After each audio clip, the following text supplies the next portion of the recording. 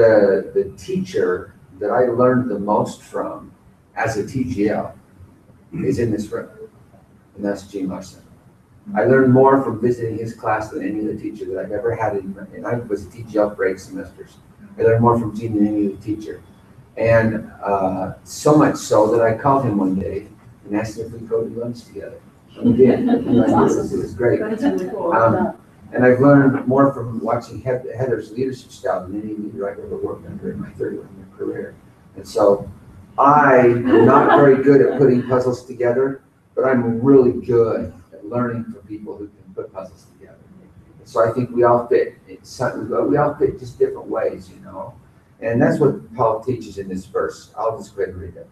For as the body is one, and hath many members, and all the members of that one body, being many, are one body, so also is Christ.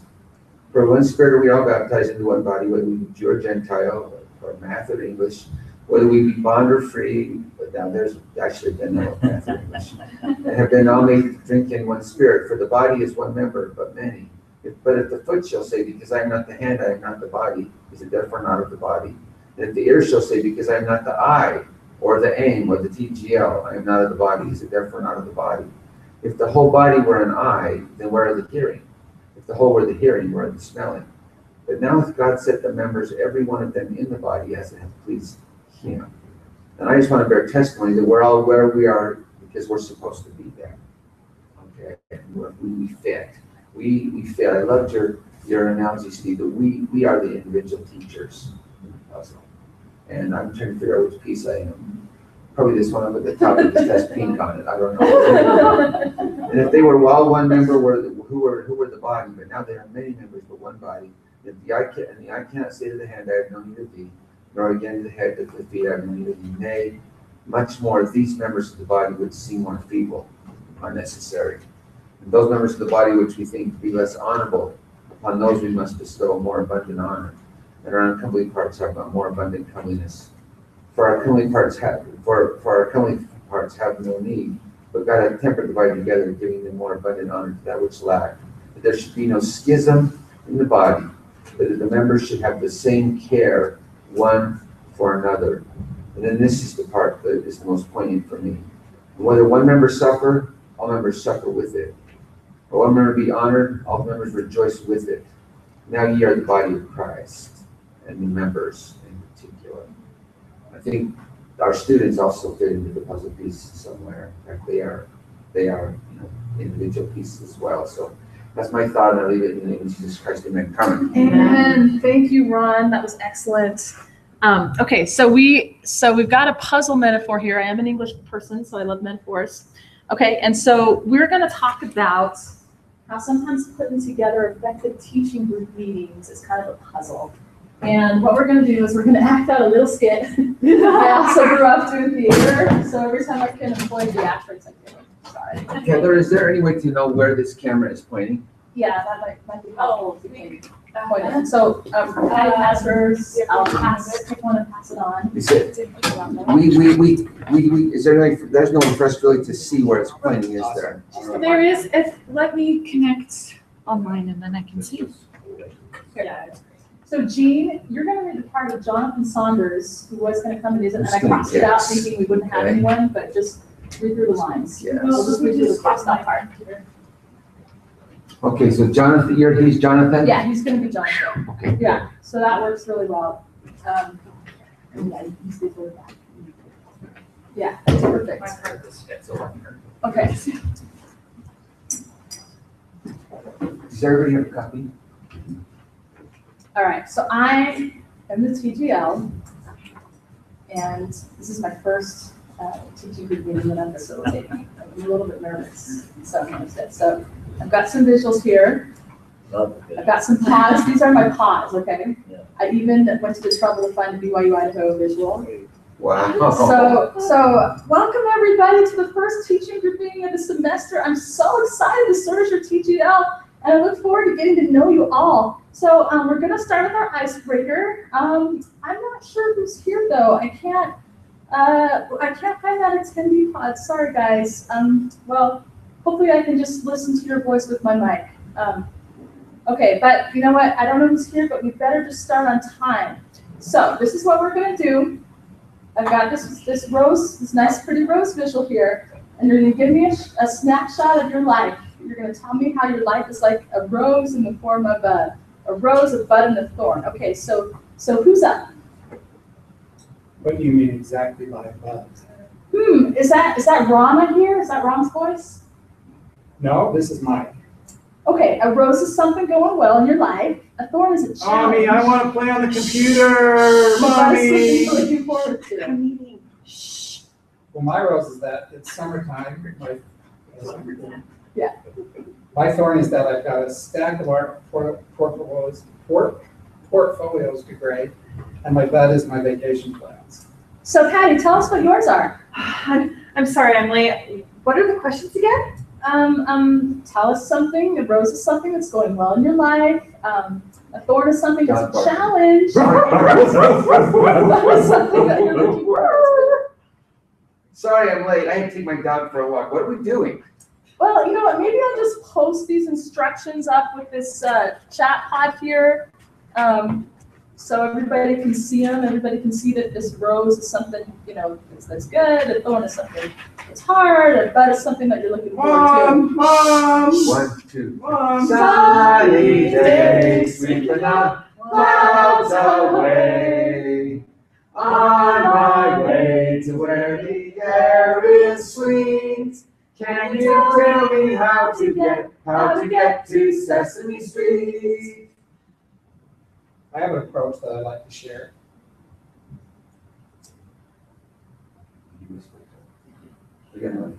All right. It's great. Hey Patty, your mic is ghosting baby sounds in Sesame Street. Do you think you could mute it? Patty appears to be distracted. Patty, Mom, I need some fruit snacks. Okay, so Ron, what was yours? Okay. Now I see what you're. I see your note now, Carmen. So my rose is my dog. My thorn is some entitled students. And my bud is that I'm looking forward to vacation. Oh, sorry, I'm late. Hey, I'm coming from a scout camp meeting, planning that. Meeting is actually still going on, so I'm going to continue my meeting and mute my mic now.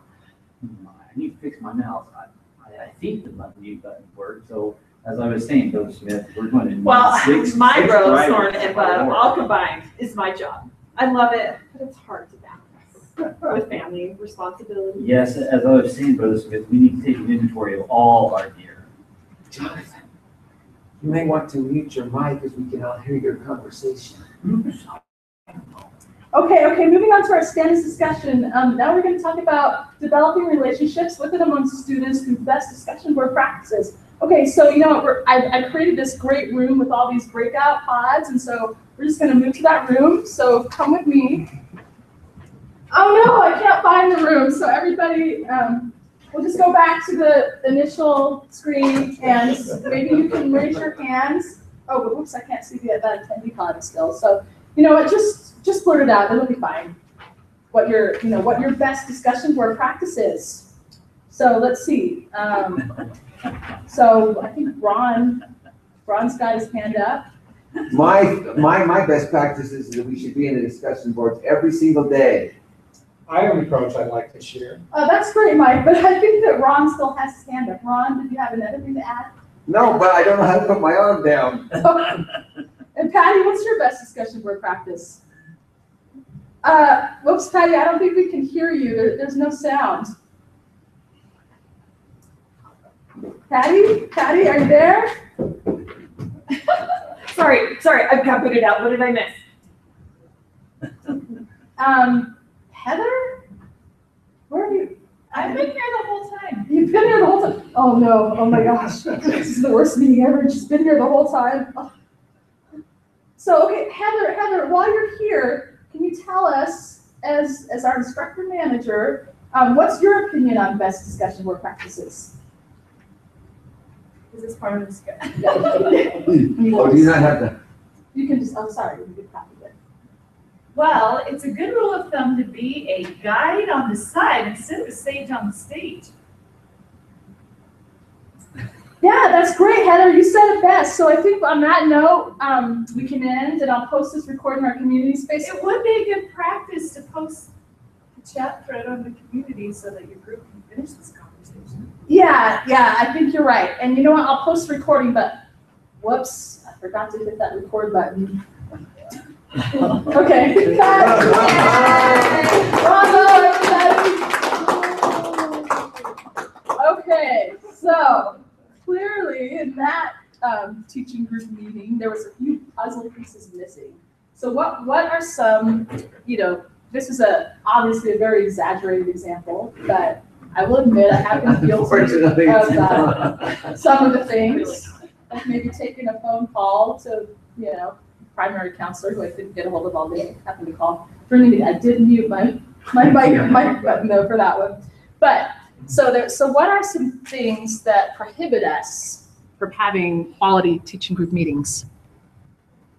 I know for me, it's just important to try to be as organized as I can before the meeting starts. Sometimes, when the day is tough and I'm frazzled, I need time to get organized and do sound checks and check and make sure that I've run through everything so I know the order that I'm going to do it. I have an advantage because my wife teaches too, so I'll have her join my thing so we can just test before the meeting starts. That's awesome. Friday night, date night. That's really right. cool. That's I love it. But just organization, just making sure I've spent the time. Okay, so organization. Preparation.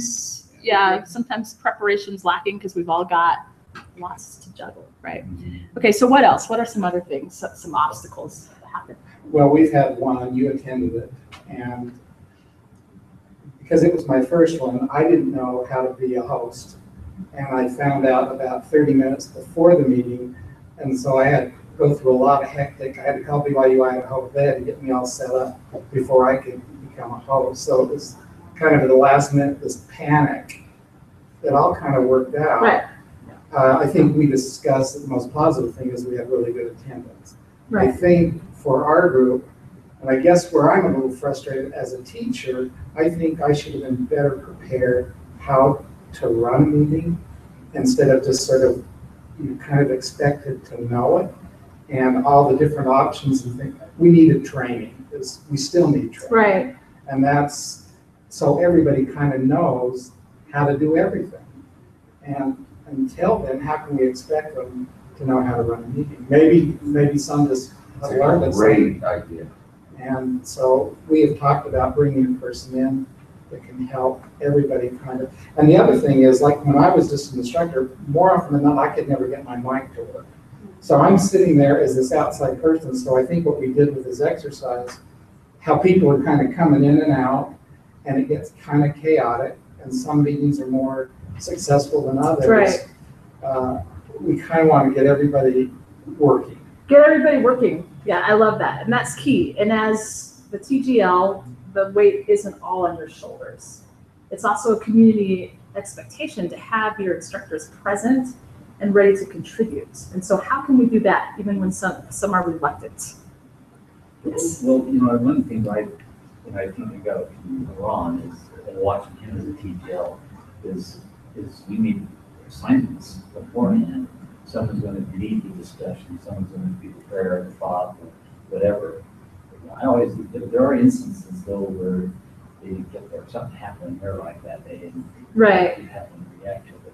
I think that preparation and planning and delegation of responsibility, so that you are that say, you don't say, as much as you'd like to kind of then you just kind of facilitate Right. that 30 minutes. Yeah, you can step back and be the role facilitator and be the one that's moving those rooms successfully. And I think it also helps when you can if you made assignments, get them to email it to you in advance, so that way you can set it up in your room and you feel comfortable and that you don't have to shuffle within the meeting. And so, yeah, those are some great thoughts. And I came up with a list. I think preparation is a big one, and also delegating, as you said, and it also, one of the leadership standards is build capacity. And that helps build capacity when you give others the opportunity to present. And I like what you said about, we actually should all learn Adobe Connect. It might help with students, but it also, there's going to be that person in your group that's going to be a TGL. the art department might expand, and then we've got also got terms, and so eventually, Well, the other thing that happened at the first meeting, the instructor that I put in charge or assigned, he's been teaching longer than I have. And I thought he had maybe had handled the Connect meeting before. So I emailed him beforehand and just said, you know, I'm willing to help you any way I can. And for a lot of complicated reasons, I didn't get that until almost a couple of days before the meeting. He emails me back that he doesn't have a clue about what to do. Oh. And so then I'm kind of, you know, we've got to pull this together really quick. And so it's the preparation. right, But there again, I think it's the training, so everybody kind of knows how to get started with this process. right. Maybe with your more experienced aim and with Heather here, I'd like to ask a question. Sure. I have, as a teaching group leader and now as an aim, I have teachers who don't feel like this meeting is a requirement if they have a scheduling conflict. And so, like, I've got this great meeting or this or that, you know. And so in the past, I've dealt with that as I've required them to watch the recording and then report to me, you know, kind of, I've sent them some questions, you know, watch the recording and then answer these questions so I can feel like they had a chance to participate. What are some things from your experience and your experience that you've done to be more inclusive with the this is a part-time job and people have their lives with the wide array of schedules? What are some tricks or some things to be more inclusive? And how have you helped follow up with teachers that legitimately were not able to attend the meeting? I really like that question because it gets asked all the time, and there's always sort of that balance that you have to find. Sometimes people have emergencies, sometimes they have legitimate conflicts in which they can't make it. But I think that it's important that we set the expectation that this is an expectation and that you should be doing everything you can to attend the meeting. That you should make every possible effort to attend the meeting. If you can't, at the very least, you should notify your TGL that you're not going to be making it and why. And then you should also, as a TGL, you can post a follow-up discussion in the community where you're going to post the recording link and then some questions like you said, you might, you know, that you want to just do it in your group space so that people can come in, even those that were independents, and say, this is what I loved about the meeting, and that person can watch the recording. But yeah, it is important to express the expectation and communicate that please make every effort that you can. Another thing that might help, and this isn't possible for everybody because some, you know, as a TGL, you might have only a window of time where you can do the meeting. And in that case, I know Stephen, he notified us in advance, you know, when these meetings are. And so it wasn't just, oh, it might be this time, it might be that time. It's like, this is when it is, put it on your calendar. But if you have the flexibility in your schedule, you can send out a doodle, you can create a poll, doodle or some type of other software, and see what time works best. That's when I have the best results, is when I choose the time that works the best. And we did that. And then, the only other thing I would add is I would only be concerned if there's a pattern. Right. You know, behavior, this person hasn't been anything else semester, you know, if you've made that effort to make sure that it's when they can come too. Yeah. Unless they're just not even responding, you know, if they're just trying to ignore the expectation altogether. I know this is being recorded, but what's your feeling with church meetings versus these meetings? Sometimes we have this conversation. It's almost with always other a church people that meeting. I think one thing that is difficult with this job is that some people see it as a calling Right. too. And that can be good in some ways and bad in other ways, you know, Right. like feeling like you're never fulfilling your calling or whatever, but it's a job. In some ways, you know, maybe you can look at it as a calling, but it's a job. So how would you treat your job, you know, versus your calling too? I mean, it's kind of a personal, That's how I agree with that. thing. Yeah. So, yeah, while at the same time, like our academic vice president will say, hey, by 5 o'clock on Monday, people should be leaving the office because it's time to meet me. You know, that's kind of, there's kind of like, that's mixed in with that too, right? But I think we try to figure out how stuff works with our schedule. I know when Rama's first at TGL, you had to work in your primary job. when we had our synchronous meetings. But that was kind of, I can understand that, but you have to be teaching in your regular job, and we can't shift the meeting time because of other factors, and so we just make up for it. So you created 2 meetings, and I've always been able to attend ever since. Should That's we- great. should we Which, be- I want to put that on You wouldn't follow TGLs that to have model? 2 separate meetings. Right. That's just. too Yeah, the much, group is too but- small, you need the people there to interact. That did enable me to attend though. So one of the things that, in terms of principles, that I think is important in the PTL meeting, teaching group meeting, is one, I try to, in that doodle effort, I try to get the new instructors to cater to that, their schedule Right. most. Yes. And the others that are more seasoned can catch it recorded. Right. And then the second is that, I learned this from Ron, is that bound the meeting. I mean, they need to know that it's 30 minutes or whatever minutes you have a framework where they say, I can come to this meeting and there's going to be substance and it's going to have bound and I can carve out 30 minutes. That first meeting, you may get some, but then as you set the expectations that a month from now, it's going to be this. People can, unless they really have a hard fixed conflict, they can then adjust their schedules for the next month's meeting, the next month.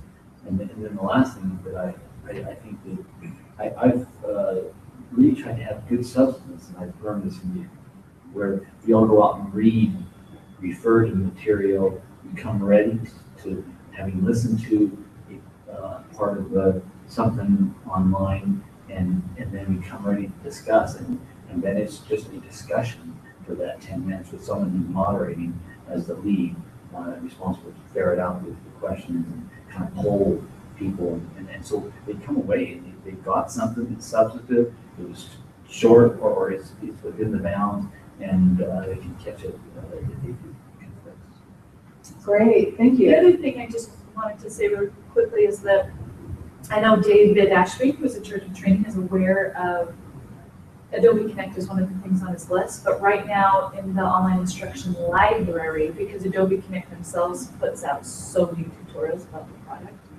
but they're all in the online instruction library. So if you go in the community, on quick links to the library, just look up Adobe Connect.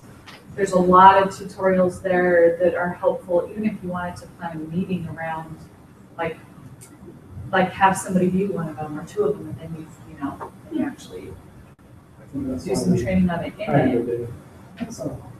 So far, every question that my TGLs have asked me this semester about Adobe Connect meetings, I've been able to, I found a tutorial there and been able to refer them to it. So there's pretty much an answer to every Adobe Connect question in the tutorials. At least I've been It's just having. not specific really to teaching groups and specific stuff that we do that I think Dave will eventually make something specific to how we, use things. I like Jane's point because I think a lot of meetings I attended, like I said, sometimes I felt like I was this outsider because my mic wasn't working. But sometimes at the end, because of the chaotic nature of the in and out, you kind of, is this really worthwhile? And if we're not giving them something worthwhile, why are they going to make the effort? Wonderful. On that note, I have, I asked Brady Edwards, he's in our TGL group, he wasn't able to make it. I've watched some really quality meetings from in his group, and I asked him what he did. And so he said that one thing that he did was he asked his teaching group what they wanted to get out of the meeting. So maybe he set up a discussion in the community, or he asked the things they wanted to cover, and this was some responses that he got from his group. His group, they all taught the same class, so they were able to do a grade norming session. They also wanted to know some video techniques, and so the meeting had content that was very relevant and useful for the group. He said substantive, as Jean said. So that's one thing that we can do, is just ask for their input if we're thinking about what content to prepare. Okay, so, and we had it in the all TGL meeting that we were at. There was some great scenarios brought up, some potentially difficult things. Some of them I've never had to experience, thankfully, but maybe I will, some very difficult situations. So these situations that I created are not quite as difficult, but there's still scenarios on how you would counsel your instructor. So in each of these, there's a gap in understanding, maybe a gap in understanding on instructor standards. Maybe there's even a gap in understanding on your parts. You don't have all pieces yet to make a judgment. And so what I'm gonna do is I'm gonna give to a scenario, and I'll do one too. And so one of us is gonna be the TGL, and one of us is gonna be the instructor, and we're just gonna sort of decide together, role play, how we would act this one out. And then we'll take 5 minutes. All right, so let's regroup, and everybody tell me something that if you feel so inclined, share something that you learned from how you coached your instructor, or or in this position, how you might have enlightened your leader or communicating. What did you learn about communicating from acting out these scenarios? Well, what I tried to do in this one is what I learned last semester. It's my first semester as a TGL, and I try to ask first. I didn't do that last semester, so you'll make mistakes, but don't worry. Right. So like he was late on his grading and had unsubmitted things, so instead of just assuming that he was not meeting his standard just because he didn't want to, I had to assume that is something going on, what is going on, how can I help you? And I have this health condition, and I'm not comfortable sharing because I don't want to sound like a whiner. And so, something from that I've learned is just try to have a relationship with the instructors enough that they can trust, they feel comfortable sharing when there is a big health concern or something.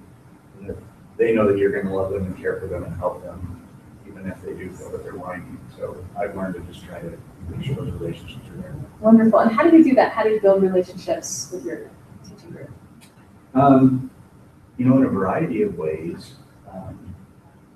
For us, one of the biggest things is starting off on the right foot, at the beginning of each semester, having a good time with the community, the icebreakers, whatever you want to call them, but then taking it further from there. The weekly letter, I think, is very helpful, especially to get personal with each instructor. We're responding each week to their weekly reflections in a meaningful way, not just Great job. Great job, thanks. Yeah. Thumbs up. Keep up the good work, but remembering things, it's fun to just remember, hey, I know you were applying for that job, how did it go? And asking them in those kind of situations. So it goes a long way. That's true. Excellent. Excellent. Okay, how many thoughts of what they learned? From this scenario? Yeah. Well, I really like what the question in front. There's a perceived gap in understanding. We really need to spend more time asking for understanding. Because there's things that either they don't know about, that we just don't know. We don't know why it is that they are having the difficulty they have. I've learned in all my TGL evaluation times, I can come into this thinking, gosh, I see these kind of attributes, or these are coming short with. And I need to be able to understand from their perspective, either they don't understand what's needed, or I don't understand what they don't understand. Right. And so there's this, I like this idea of we're seeking to understand first, and then we'll prescribe jointly after. And in my scenario, are we going around and talk about each of our scenarios right now? Sure. Okay. So in this case, this instructor is putting in way more hours, switching over from brain honey to the other, and just not having time to give the pizzazz that was normally in his course in prior semesters, and just feeling overwhelmed.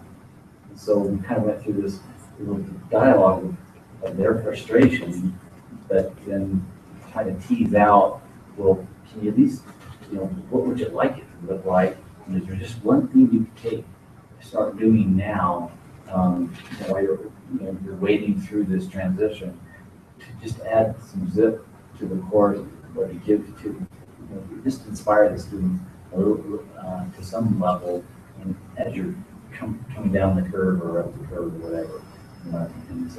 And then to follow up in a couple of weeks after you tried it to see if they got that under their belt, and then chunk it out in that way to try to get back to to the full pizzazz. But sometimes you gotta take this in steps and work with them and have them own it in terms of what do they think is one of the steps they could take, and then help them, encourage them, and follow up with them to see how it went.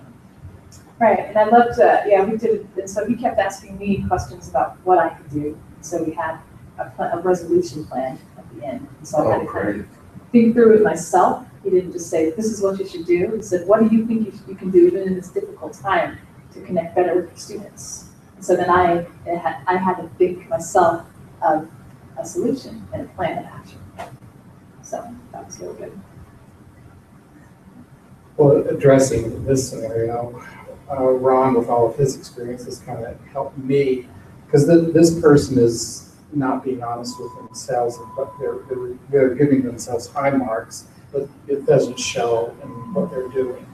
And so mainly, you would have to sit down with that instructor and, in a loving way, let them know that they're not helping themselves. And what we're also talking about too is, I do think there's kind of this pressure, this unique situation with BYU-Idaho where we're being monitored. I teach at other colleges, and you don't have to worry about it, basically. And you probably all have that same experience, but here we do, and we know why we have that. But we can't be dishonest because we feel that pressure. Are we going to get another contract if we give ourselves threes all the time?